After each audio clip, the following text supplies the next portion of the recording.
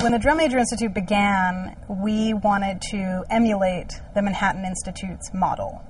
They have been incredibly influential, both in shaping the public conversation, but also in directly influencing public policy.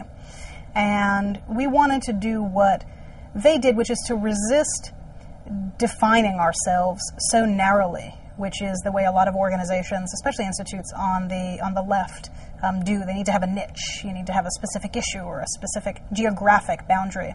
And what the Manhattan Institute taught us was that you can have a presence in New York, and when things that are relevant nationally take place, you leverage what you've learned in New York. When things are happening nationally and there are lessons that you can apply to New York, you do that. But you stick to your approach and you stick to your principles and you get the message out.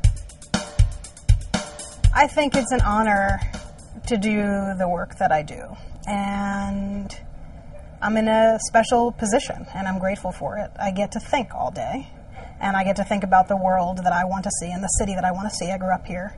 I'm dedicated to this city and to making it a fairer place to be. And so I consider myself privileged. I get to write my thoughts and people read them.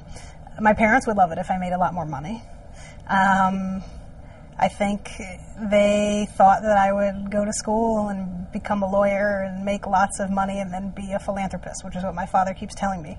Make money and choose philanthropy, which I know our mayor would agree with that path, but even he was called to public service. And so I think it's good that the other people sitting in this chair make a lot of money because I have to ask them for it. The most important event in my career was probably the beginning of it. When I was in high school, public school in Brooklyn, the Board of Education created a student member position, a non-voting position on the Board of Education. And I realized that there was power in just being around the table. And there were probably my peers were going off into different directions, some on the outside, some protesting and organizing, and I realized that the place where I could be most effective was being there.